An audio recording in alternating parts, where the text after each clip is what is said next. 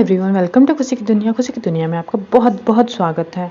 तो आज हम स्टार्ट करने वाले हैं। अच्छा, एक बात बताइए, सर्दी जुकाम बुखार होता है तो आप किस डॉक्टर के पास जाते हैं? General physician, right. तो हार्ट का प्रॉब्लम है तो कार्डियोलॉजिस्ट, आँख नाक और गले का प्रॉब्लम है तो टीएनटी स्पेशलिस्ट, और भी बहुत सारे स्पेशलिस्ट हैं। आप नाम बताओ और सब हाजिर। लेकिन एक चीज़ बताइए, अगर दिमाग में स्ट्रेस चल रहा है, तनाव चल रहा है, बहुत गुस्सा आ रही है, परेशानी हो रही है, ठीक से सो नहीं पा रहे, तो अब हम किसके पास जाते हैं? एक मिनट रुकिए, इसमें किसी के पास जाने की ज़रूरत नहीं है। खुद ही को डील करना पड़ता है। किसी दोस्त के साथ शेयर कर लो, नहीं तो 2 दिन अकेले रह लो। व्हाट्सएप की डीपी चेंज कर लो, मतलब कि रिमूव कर लो। और सबसे ज़्यादा कि डिस्कनेक्ट हो जाओ, बस अपने साथ रहो। तो कभी कभी 2-3 दिन में, 1-2 महीने में, या फिर इतना टाइम तो लग जाता है नॉर्मल होने में।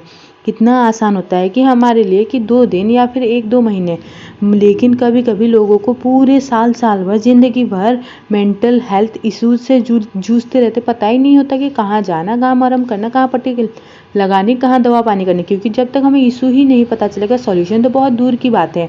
तो मेंटल हेल्थ इश्यूज के बारे में हम जानेंगे इस ऑडियो बुक समरी में। मेंटल हेल्थ के बारे में 2020 में पूरी दुनिया ने बहुत ज़्यादा सुना है, तो अभी उसको अप्लाई करने का, एक कदम आगे बढ़ाने का, अपनी बेहतरी के लिए, अपनी फैमिली के बेहतरीन के लिए। तो चलिए स्टार्ट करते हैं आज की summary of hope and help for your nerves, जिसे लिखा है डॉक्टर क्लियर विक्स ने। इस समरी की बात की जाए तो यहाँ पर मेंटल हेल्थ के बारे में खुल के सोचने के लिए ये समरी हमको इंस्पायर करेगी। अगर हमको लगता है कि अगर हमारी मेंटल हेल्थ ठीक नहीं है तो हमको शर्मिंदा महसूस करने की ज़रूरत नहीं है, क्योंकि जितनी जल्दी हम हेल्प लेंगे उतनी जल्दी बेहतर हो पाएंगे। इस समरी में हम नर्वस सिस्टम से जुड़ी बहुत सारी बीमारियों के बारे में जानेंगे। नर्व से जुड़ी हुई इन बीमारी के बारे में नर्वस इलनेस कहते हैं। हम जाने कि इसके सिम्टम कैसे होते हैं, इसे कैसे उभरा जाए। अगर हमको नर्वस इलनेस से जुड़ी हुई कोई बीमारी भी ना हो, तभी इसे पढ़ी गई बीमारी को हम लोग जान करके, या फिर इसमें जुड़े सिम्टम्स को जान करके हम अपनी हेल्प कर सकते हैं। तो चलिए स्टार्ट करते हैं इस सफ़र को। और सबसे पहला चैप्टर है the power with in you, यानी कि वो पावर जो हमारे अंदर है। हमारे मन में हजारों थॉट्स लगातार आते जाते रहते हैं, लेकिन कई बार ये थॉट्स इतने भयानक और इतने बुरे होते हैं कि हमारे रोंगटे तक खड़े हो जाते हैं। हो सकता है कि ये एक्सपीरियंस करने के बाद हमको लगने लगे कि हमारी सोच अलग है। हो सकता है कि इसे एक्सपीरियंस करने के बाद हमने शायद खुद को दिमागी तौर पर बीमार भी समझ लिया हो। लेकिन इस बुक के ऑथर क्लियर का मानना है कि इस कंडीशन से कोई भी ठीक हो सकता है। अगर आप ऐसे बनना चाहते हैं जैसे आप पहले थे, तो ये बिल्कुल मुमकिन है, यानी ये संभव है, पॉसिबल है। डॉक्टर क्लेयर ने इस बुक को लिखने का मान बताया कि जब उन्हें देखा कि नर्व से जुड़ी बीमारियों से जुड़ने के वाले लोग कितने मायूस, कितने निराश महसूस करते हैं। ऐसे लोग को लगता है कि वो अभी बस ठीक ही नहीं हो पाएंगे और उनकी ज़िंदगी यूं ही मायूसी और अंधेरे में ख़त्म हो जाएगी। लेकिन डॉक्टर क्लेयर ने उनकी हेल्प करने की ठानी। वो उन्हें बताना चाहते थे कि इसका हल उनके अंदर ही है। उन लोगों को बस किसी की गाइडेंस की ज़रूरत है और कुछ नहीं। हमारे अंदर इतनी पावर भरी हुई है, हम जान करके दंग रह जाएंगे। अपनी ज़िंदगी को पूरी तरीके से बदलने के लिए हम इस पावर का इस्तेमाल कर सकते हैं। अब आप कहेंगे कि ये तो नामुमकिन है, लेकिन नहीं, ये बिल्कुल मुमकिन है, पॉसिबल है। जब तक हमारा खुद पर भरोसा नहीं होगा, तब तक हम अपनी ज़िंदगी नहीं बदल सकते। डॉक्टर क्लियर ने इस बुक को उन लोगों को डेडिकेट नहीं किया है जो खुद को लेकर के कॉन्फिडेंट है, बल्कि उन्होंने खास उन लोगों के लिए बनाई है जो खुद को किसी लायक नहीं समझते। ये उन लोगों के लिए बनाई गई जिनमें सेल्फ कॉन्फिडेंस की कमी है। हमारे अंदर बहुत पावर है, बस हमको कोई ऐसा चाहिए जो इसे देखने में हमारी हेल्प कर सके। और नेक्स्ट चैप्टर है how our nervous system works. हमारा नर्वस सिस्टम काम कैसे करता है, तो इसे समझने के लिए सबसे पहले हमको ह्यूमन नर्वस सिस्टम को समझना होगा। नर्वस सिस्टम्स के 2 मेन हिस्से होते हैं, जो पहला है वॉलेंटरी और दूसरा इनवॉलेंटरी। यहाँ पर हमारे नाम की तरह वॉलेंटरी नर्व्स वो मूवमेंट है जिसे हम कंट्रोल कर सकते हैं, जिसे हम अपने बॉडी के अलग अलग हिस्सों को कंट्रोल करना, जैसे अपनी पैर की उंगली को हिलाना या फिर अपना सिर खुजलाना। तो शरीर के इन हिस्सों की नसें हमारे रीढ़ की हड्डी यानी स्पाइनल कॉर्ड या और ब्रेन से जुड़ी होती है। दूसरी ओर इनवॉलेंटरी नर्व्स वो है जो अपने आप होती है, जैसे कि हम कहीं जा रहे हैं और रास्ते में अचानक से हमारे सामने एक कुत्ता आ जाता है जो बहुत गुस्से में है। उसे देखने से ही हमारे दिल की धड़कन तेज हो जाती है, हमारी हथेलियों पर पसीना आने लगता है। कई बार ये डर इतना ज़्यादा होता है कि हमको लगता है कि हमको उल्टी हो जाएगी। इन दोनों नर्व्स में सबसे बड़ा फर्क है कि इनवॉलेंटरी नर्व्स हमारे मूड के हिसाब से रिस्पॉन्ड करती है। हम सोचते रहते हैं कि हमारी हार्ट बीट वापस से नॉर्मल हो जाए, लेकिन ऐसा नहीं होता। अगर हम नर्वस या घबराए हुए हैं तो हमारी बॉडी को नर्वस होने से रोकने से ऑर्डर नहीं दे पाएंगे। इनवॉलेंटरी नर्व्स भी 2 तरह के होते हैं, सिंपैथेटिक और पैरासिम्पैथेटिक। सिंपैथेटिक, मतलब हम जिस मूड में है सिंपैथेटिक नर्व्स हम उसके साथ में हमदर्दी जताती है। अगर हम किसी तरीके का स्ट्रेस महसूस करते हैं तो ये हमारी बॉडी को अपनी सुरक्षा करने के लिए तैयार करेगा। जैसे कि जब भी हम ऐसे किसी सिचुएशन में होते हैं जब हमको लगता है कि कहीं तो कुछ तो गड़बड़ है और तो हमारी बॉडी अलर्ट हो जाती है। दूसरी ओर पैरासिम्पैथेटिक हमारी बॉडी में एंडोक्राइंस को सुनती है, इस बात का ध्यान रखती है कि हमारी बॉडी सिचुएशंस के हिसाब से रिएक्ट करे। जैसे कि जब किसी छोटे जानवर के सामने कोई खूंखार जानवर आ जाता है तो वो डर के मारे हक्का बक्का हो जाता है। उस वक्त सिंपैथेटिक नर्व्स एक्टिव हो जाता है, उस जानवर की आंखों की पुतलियां बड़ी होने लगती है और दिल की धड़कन तेज हो जाती है। एंडोक्राइन ग्लैंड्स के कारण पैरासिम्पैथेटिक नर्व्स या तो उस खूंखार जानवर से लड़ने के लिए या वहां भाग जाने के लिए तैयार करती है। आइए अब समझते हैं कि दोनों नर्व्स इंसान की बॉडी में किस तरीके से काम करती है। इमेजिन करिए कि हम एक सुनसान अंधेरी गली से जा रहे हैं।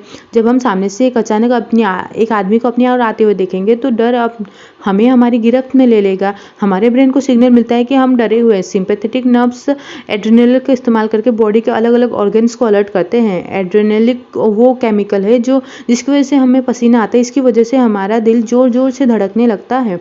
जो स्ट्रेस हम महसूस कर रहे हैं उसकी वजह से एड्रेनलिन हमारे ऑर्गन्स को सुपर एक्टिव करता है। पैरासिम्पैथेटिक नर्व्स हमारे सिंपैथेटिक नर्व्स को लगातार एड्रेनलिन रिलीज करने से रोकती है। जब हम किसी स्ट्रेसफुल सिचुएशन में होते हैं तब हमारे पैरासिम्पैथेटिक नर्व्स हमारे सिंपैथेटिक नर्व्स को सिचुएशन कंट्रोल करने के लिए बोलती है। तो यहाँ पे स्ट्रेस यानी कि तनाव का मतलब है कुछ भी हो सकता है, जैसे कि गुस्सा होना, बहुत ज़्यादा खुश होना, एक्साइटेड होना या फिर शर्मिंदगी महसूस करना। तो अब हम समझ गए होंगे कि सिंपैथेटिक नर्व्स असल में क्या करते हैं। उसे हमदर्दी का नाम देना तो गलत होगा। इस कन्फ्यूजन को दूर करने के लिए डॉक्टर क्लियर सिंपैथेटिक नर्व्स को एड्रेनलिन रिलीज करने वाली नर्व्स भी कहते हैं। तो नर्वस सिस्टम कैसे काम करता है जानने के बाद में अब बात करते हैं व्हाट इज़ नर्वस ब्रेकडाउन, यानी कि नर्वस इलनेस से जुड़ी हुई बीमारी हर इंसान के लिए अलग अलग होती है। हाँ, इसके सिम्टम एक हो सकते हैं लेकिन इसका असर कितना गहरा है ये सबके लिए अलग अलग हो सकता है। कई लोगों के लिए एक लेवल पर आकर के रुक जाते हैं। कई लोगों ने नर्वस ब्रेकडाउन तक एक्सपीरियंस किया। लेकिन नर्वस ब्रेकडाउन असल में होता क्या है, जैसे कि हम पहले भी पढ़े कि हम स्ट्रेस में होते या फिर हम डरे हुए होते तो हमारी बॉडी रिएक्ट करती है और ये सिंपैथेटिक नर्व्स हमारे सेंस ऑर्गन्स और बाकी ऑर्गन्स को उकसाते हैं या एक्टिव कर देते हैं ताकि वो हाई अलर्ट पर बने रहें। लेकिन जब वो खतरा या डर का कारण टल जाता है तो पैरासिम्पैथेटिक नर्व्स कंट्रोल ले लेते हैं। उसके बाद हम शांत महसूस करते हैं। जब कोई इंसान लगातार डर महसूस करता है तो उसे बेचैन करने वाली सेंसेशन या एहसास का एक पैटर्न बनने लगता है जिसे नर्वस ब्रेकडाउन कहते हैं। आसान शब्दों में पढ़े तो इंसान हमेशा बहुत डरा हुआ या परेशान या टेंशन में रहता है और इसके बाद एड्रेनलिन का हाई लेवल रिलीज होने लगता है। इसमें बॉडी के नॉर्मल होने के बजाय इंसान को बार बार डर लगता है। ये एक ऐसा साइकिल है जो कभी भी खत्म नहीं होता और लास्ट में इंसान का नर्वस ब्रेकडाउन हो जाता है। डॉक्टर क्लियर ने इंसान के एक्सपीरियंस के बेसिस पर नर्वस ब्रेकडाउन को अलग अलग कैटेगरी में डिवाइड किया। पहली कैटेगरी में फिजिकल सिम्टम और सेंसेशन के बारे में बताया गया। इसमें इंसान को जो घबराहट या नर्वसनेस होती है वो उन पर ज़्यादा हावी नहीं होती है, उन्हें बस थोड़ी दिक्कत और डिस्कम्फर्ट महसूस होता है। इस तरह की नर्वस बीमारी को एंजाइटी स्टेट कहा जाता है। दूसरी कैटेगरी ज़्यादा खतरनाक है। इसमें इंसान एंजाइटी स्टेट्स वाले सिम्टम और सेंसेशन को महसूस करता है लेकिन इसके साथ साथ कई और बेचैन करने वाले फैक्टर्स जुड़ जाते हैं। अक्सर इसमें इंसान अपना कॉन्फिडेंस खो जाता है और डिप्रेस्ड रहने लगता है। तो डॉक्टर क्लियर के अनुसार चिंता और डिप्रेशन नर्वस ब्रेकडाउन के सबसे कॉमन टाइप है। और इसी के साथ आगे बढ़ते और बात करते हैं the commonest simplest form of nervous illness, मतलब ये कि जिन लोगों को नर्वसनेस या घबराहट की बीमारी होती है उनमें कुछ इस तरीके के सिम्टम होते हैं जैसे कि उल्टी होना, सांस लेने में दिक्कत होना, डायरिया, कपकपी होना या फिर दिल की धड़कन तेज हो जाना। अब जो लोग इन सिम्टम को एक्सपीरियंस कर रहे होंगे वो सोचने लगे कि उनके साथ तो कुछ तो गड़बड़ है, वो परेशान हो जाएंगे, स्ट्रेस में आ जाएंगे, खासकर जब ये लोग नहीं जानते कि इन सिम्टम्स की असली वजह क्या है। वैसे किसी इंसान को घबराहट की बीमारी क्यों होती है, इसके 3 पॉसिबल कारण हैं। पहला है सेंसिटाइजेशन, यानी कि किसी सिचुएशंस की ओर सेंसिटिव या अलर्ट होना, हैरानी या डर। सेंसिटाइजेशन का मतलब है जब हमारी बॉडी किसी स्ट्रेस सिचुएशन में बहुत जल्दी रिएक्ट करती है। ऐसा होना ठीक नहीं है क्योंकि इस तरह की मेंटल इलनेस में छोटी से छोटी चीज़ भी हमारे मेंटल इलनेस को एक्टिव कर देती है। इसका एक एग्जांपल है, अगर हमारे ऑफिस में कोई दिन बुरा जाता तो आमतौर पर घर लौटते टाइम हम अगर बारिश होती तो हमको चिड़चिड़ाहट नहीं होती, लेकिन क्योंकि आज हमारा दिन खराब हुआ इसलिए बारिश भी हमको परेशान कर देती है। हम उसे पर्सनली लेने लगते जैसे हमारे साथ बहुत बुरा हो रहा है या हमारी पूरी दुनिया ही हमारे खिलाफ है। अगर गौर से समझा जाए तो न वो इलनेस हाइपर सेंसिटिविटी है जो बहुत ज़्यादा हैरान कर देने के कारण होता है। टेंशन और स्ट्रेस जैसे आम फीलिंग भी सेंसिटाइजेशन के कारण कई गुना ज़्यादा बढ़ जाती है। जब इंसान इतना ज़्यादा हाइपर सेंसिटिव हो जाता है तो कोई भी घटना उसे बेचैन कर सकता है। नर्वस इलनेस की शुरुआत लंबे समय तक रहने वाली स्ट्रेस, लगभग हर चीज़ से डर लगना या फिर एक चिंतित मन के कारण हो सकता है। लोग इन सिम्टम्स को इसीलिए डील करते हैं क्योंकि उनके सिंपैथेटिक नर्व्स एक्टिव हो जाते हैं। आमतौर पर कई लोगों के द्वारा एक्सपीरियंस किया गया सबसे पहला सिम्टम तेज हार्ट बीट, दिल की धड़कन तेज होने के साथ साथ कई और सिम्टम्स भी उभरने लगते हैं। कुछ लोगों को ऐसा भी लगता है कि वो मर रहे हैं क्योंकि उनका दिल इतनी तेजी से धड़कता है। ये अटैक अंत में कम हो जाता है और ये लगता है कि लंबे टाइम तक ना आए। लेकिन एक इंसान जब ये स्थान अब वो हमेशा टेंशन और स्ट्रेस में रहने लगता है क्योंकि वो उस एहसास या सेंसेशन को दोबारा महसूस करना नहीं चाहता। वो इस बात को इतना लेकर के इतना टेंशन हो जाता है कि उसके बॉडी में हर टाइम एड्रेनलिन रिलीज होता रहता है। ये डर सनक का रूप ले लेता है क्योंकि ऐसा इंसान बार बार अपना पल्स ये देखने के लिए चेक करता है कि वो नॉर्मल चल रहा है या नहीं। वो अब एड्रेनलिन डर के साइकिल में पूरी तरीके से फंस जाता है और ये डर इंसान को बहुत कमजोर बना देता है। और इस घबराहट और टेंशन से छुटकारा पाने के लिए आदमी डॉक्टर के पास जाता है। लेकिन ऐसा दिखा गया है कि इस बीमारी से जूझने वाले 70% लोग कई डॉक्टर्स के पास सलाह लेने जाते हैं। आपके मन में सवाल आ सकता है कि वो खुद इसके बाहर आने की कोशिश क्यों नहीं करते। लेकिन ऐसे पेशेंट वही तो कर रहे होते हैं कि डर और टेंशन की फीलिंग बहुत मजबूत और भयानक होती है। जरा सोचिए कि हम खुद को ऐसे अटैक का सामना करने के लिए कैसे तैयार कर सकते हैं जिसका अंदाजा नहीं लगाया जा सकता। नर्वस ब्रेकडाउन को कोई भी चीज़ ट्रिगर कर सकती है, जैसे कि पर्सनल प्रॉब्लम, कोई दुख या गिल्ट की भावना, कि जैसे किसी अपने को खो देने की दर्द महसूस होता है, वो जल्द ही इस डर में बदल जाता है कि उस इंसान के बिना हमारी ज़िंदगी कितनी अधूरी हो जाएगी। अपने पार्टनर को खुद से सेटिस्फाई ना कर पाने का डर इसमें बदल जाते हैं, कहीं वो हमें छोड़ करके ना चला जाए। और नर्वस इलनेस का सबसे कॉमन रूप है, लेकिन चिंता ना करें, डर का इलाज किया जा सकता है। भरोसा रखें कि हम बहुत जल्द मन की शांति पा सकते हैं। इसी के बाद अब सॉल्यूशन की बात करते हैं कि commonest kind of nervous illness, यानी कि नर्वस इलनेस के कैसे सिम्टम्स होते हैं जो लगातार होते थे। कुछ ऐसे भी सिम्टम होते हैं जो एक बार होकर के बंद हो जाते हैं, जैसे कि पेट में बेचैनी या फिर तेज धड़कना हमेशा होता है, लेकिन उल्टी की टेंडेंसी या चेस्ट एरिया में दर्द होना ये हमेशा नहीं होता। कुछ सिम्टम हमेशा बने रहते हैं क्योंकि डर या टेंशन उसे जिंदा बनाए रखता है, लेकिन जो सिम्टम बहुत कम होते हैं वो इस बात पर डिपेंड करता है कि आदमी कितना ज़्यादा डर महसूस कर रहा है। इन सभी सिम्टम्स का इलाज या फिर ट्रीटमेंट बहुत ही सिंपल सा है। इस ट्रीटमेंट का प्रिंसिपल है फेसिंग, एक्सेप्टिंग, फ्लोटिंग और लेटिंग टाइम पास। सुनने में तो बड़ा ही इजी लगता है ना। आप सोच रहे होंगे कि इतना आसान है, लेकिन हम जान करके हैरान रह जाएंगे कि ये बहुत ही असरदार भी है। तो चलिए इसे समझते हैं। एक आदमी है जो नर्वस इलनेस से जूझ रहा है। पहले जब वो इन सिम्टम्स को एक्सपीरियंस करता है तो घबरा सकता है क्योंकि ये सिम्टम इंसान को बेचैन कर देते हैं। इसीलिए उसे फील करने के बाद आदमी टेंशन में आ जाता है क्योंकि वो इसे दोबारा फील नहीं करना चाहता है। वो इन सिम्टम्स को एक तरह से नज़रअंदाज करने लगता है, यानी वो इस फैक्ट को एक्सेप्ट नहीं करना चाहता कि उसके साथ कुछ ना कुछ गड़बड़ है। अब यहाँ पर दूसरा प्रिंसिपल आ जाता है जो है एक्सेप्ट करना। पेशेंट ये स्वीकार नहीं करते कि उसे हेल्प लेने की ज़रूरत है, इसके बजाय वो इससे भागने की कोशिश करता है। अब सिम्टम्स के कारण आदमी कंफ्यूज रहता है और इसके बारे में परेशान रहने लगता है। अब ऐसा फील करना नेचुरल है क्योंकि डर एक नई भावना और बिल्कुल अच्छी भावना नहीं है, तो कौन इसे फील करना चाहेगा। लेकिन जैसा पहले पढ़े थे हम लोग कि नर्वस अटैक कम हो जाते हैं, इसीलिए खुद को थोड़ा समय दे। वो कहते हैं ना कि वक्त हर घाव को भर देता है। इस बात को याद रखें कि डर को दूर करने के लिए हमको इसका सामना करने की, इसे एक्सेप्ट करने की और खुद को थोड़ा वक्त देने की ज़रूरत है। तो इस बात को अच्छे से समझने के बाद अब जर्नी में आगे बढ़ते हैं और बात करते हैं cure of the more constant symptom. मतलब एक ही से समझने से पहले अपना माइंडसेट इसे सही करना पड़ेगा। इसमें बस कुछ ही सेकंड का टाइम लगेगा, लेकिन ये हमारे इलाज को इफेक्टिव तरीके से प्रोसेस करने में हेल्प करेगा।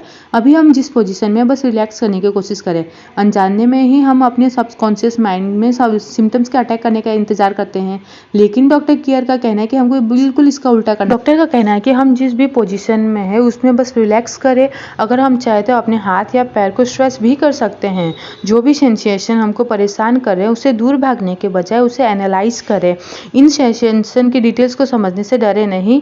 एग्जाम्पल के लिए मेरे हाथ कितने गंदे लग रहे हैं क्योंकि उनमें इतना ज़्यादा पसीना आता है। घबराहट में जो पेट में गुड़गुड़ की फीलिंग्स होती है उसके बारे में बात करते हैं। ये हमको हमको बेचैनी या छटपटाहट जैसे लग सकती है या फिर जैसे कोई फ्लैट आयरन हमारे पेट को दबा रहा है, तो इसे दूर भागने की कोशिश ना करें। आप कैसा महसूस कर रहे हैं उसे जितना हो सके एग्जामिन करें। आप खुद से पूछें कि क्या ये फीलिंग उतनी बुरी है जितना हम सोचते हैं। एक्सरसाइज करने के बाद जैसे मसल्स में दर्द होता है, जैसे उसके साथ कंपेयर करें। दर्द होने के बावजूद हम बिना परेशान हुए अपने इस एक्सरसाइज करने के लिए रेडी रहते हैं, तो हमको पेट में जो बेचैनी होती है उसे नॉर्मल पेन की तरह क्यों नहीं लेते। इसे एक राक्षस के रूप में ना देखें जो हमें निगल जाएगा। खुद को हमेशा याद रखें कि दिलाई के पूरी तरीके से ठीक होने से पहले इन सारे सिम्टम्स का सामना तो हमें कुछ दिनों तक करना पड़ेगा, लेकिन लास्ट में हम बिल्कुल ठीक हो जाएंगे, इसलिए चिंता ना करें। यहाँ पर ध्यान देने वाली बात यह है कि हम इसे डरना भी बंद कर देंगे तब भी इन सिम्टम्स का आना बंद नहीं होगा। ये उम्मीद ना करें कि जब हम इस डर को एक्सेप्ट कर लेंगे तब सिम्टम्स अपने आप गायब हो जाएंगे। ये ना भूलें कि ये हमारे एड्रेनलिन रिलीज करने वाले नर्व्स अभी भी सेंसिटिव हैं, इसीलिए कोई भी प्रॉब्लम इसे ट्रिगर कर सकती है। इसीलिए जो भी सिम्टम्स है उससे भागे नहीं और ना ही उसे कंट्रोल करने की कोशिश करें, क्योंकि उसे कंट्रोल नहीं किया जा सकता। बस कुछ समय के लिए आप उसे एक्सेप्ट करें। जब आप उसे अपनी डेली रूटीन का एक हिस्सा समझने लगते हैं तो आप उन सिम्टम्स को भूलने लगते हैं। ठीक होने का यही तरीका है। इस चीज़ को एक्सेप्ट करें कि डर का सामना करना ही उसे उभरने का तरीका है। पेट की तरह ही हाथ का कांपना और पसीना आना नर्व्स के हाइपर सेंसिटिविटी के कारण होता है। डर और टेंशन के कारण हमारे एड्रेनलिन रिलीज होने वाले नर्व्स जरूरत से ज़्यादा काम कर रहे होते हैं। डॉक्टर्स का कहना है कि अपने हाथों को देख करके अजीब सा भी लगता है, हम इसे रोकने की कोशिश भी करते होंगे, लेकिन इसका भी हमको खुल करके सामना करना होता है। इसे डील करके कुछ टाइम के लिए हमारे हाथ ऐसे ही रहने वाले हैं। हाथों की झंझनाहट, उसका कांपना, पसीना आना, इसे एक्सेप्ट करें, स्वीकार करें। ये जादू से अपने आप दूर नहीं हो जाएगा, इसमें वक्त लगेगा। इन सिम्टम्स को एक्सेप्ट करने से यानी इन लक्षणों को स्वीकार करने से हमको शांति मिलेगी। ये हमको रिलैक्स करने में हेल्प करेगा और एड्रेनलिन हमारे पसीने की ग्लैंड यानी कि स्वेट ग्लैंड्स को ओवर एक्टिव करना बंद कर देगा। जैसे जैसे समय बीतता जाएगा हमारे हाथ कांपना और उसमें पसीना आना बंद हो जाएगा। एक्सेप्ट करने के साथ साथ में एक और फैक्टर है कि जो हमको हेल्प कर सकता है, वो है फ्लोटिंग यानी कि तैरना। खुद को शांत पानी पर तैरते हुए इमेजिन करें, खुद को रिलैक्स करें और हल्की हल्की लहरें जब हमको छूती है तो उस सेंसेशन को महसूस करें। कई लोगों का कहना है कि ये टेक्निक इतनी असरदार नहीं है, लेकिन डॉक्टर क्लेयर ने उन्हें गलत साबित किया है। किसी चीज़ को सच में एक्सेप्ट करना और किसी चीज़ को बेमन से झेलने में बहुत फ़र्क होता है। यहाँ पर एक्सेप्ट करने का मतलब है खुद को इन सिम्टम्स से होने वाले बेचैनी को महसूस कर देना।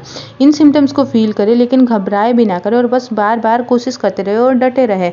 इसी के साथ अब आगे बात करते हैं अगला चैप्टर में, जो कहता है बीइंग योर सेल्फ अगेन, यानी कि अभी हमारी बीमारी पूरी तरीके से खत्म नहीं हुई। हाँ, ये भी भले जितना बुरा नहीं, लेकिन पूरा ठीक भी नहीं हुआ। डॉक्टर क्लियर के कई पेशेंट इस इलाज को ट्राई करना चाहते हैं। हालांकि डॉक्टर क्लियर ने उन्हें चेतावनी दी थी, वार्निंग दी थी कि इसमें थोड़ा समय लगेगा, लेकिन उन्होंने सावधानी बरतने के बाद अनसुना कर दिया। इसीलिए वो लास्ट में अंत में निराश और चिड़चिड़े हो गए। क्योंकि फेस, एक्सेप्ट, फ्लोट और टाइम की टेक्निक ने उन्हें तुरंत रिजल्ट नहीं दिखाया था। ऐसा इसीलिए होता है क्योंकि इस इलाज की तरफ बॉडी को रिस्पॉन्ड करने में थोड़ा टाइम लगता है। इसीलिए उम्मीद ना खोए, याद रखें कि भले इसमें टाइम लग सकता है, लेकिन हम ठीक जरूर हो जाएंगे। रिकवर करते टाइम अगर हम डर महसूस करें तो कोई बात नहीं, चिंता ना करें। हमारी प्रोग्रेस हमेशा स्मूथली नहीं होगी। ये और एक चीज़ है जिसे हमको एक्सेप्ट करने की बहुत ज़्यादा ज़रूरत है। कुछ दिन ऐसे भी होंगे जब हमें लगेगा कि हम प्रोग्रेस नहीं कर रहे हैं, तो ऐसे दिनों को हमको पीछे पकड़ करके ना रखने दें और हमको मायूस नहीं होना है और आगे बढ़ते रहना है। इस बात को याद रखें कि हम धीरे धीरे उसे पा लेंगे, अचीव कर लेंगे। एक बार जब हम ऐसा कर लेंगे तो हम महसूस करेंगे कि टेंशन हमसे दूर होने लगी है और हमारा मन शांत होने लगा। जब हमारे पास करने के लिए कुछ नहीं होता तो ऐसे में अपने सिम्टम्स की ओर हमारा ध्यान जाने लगता है। इसीलिए खुद को किसी न किसी काम में हमेशा बिजी रखें।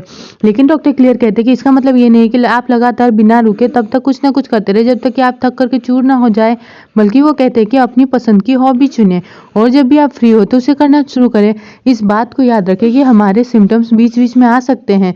यह हॉबी कुछ भी हो सकती है, जैसे कि बेकिंग करना, पेंटिंग करना या दोस्तों के साथ में थोड़ा समय बिताना।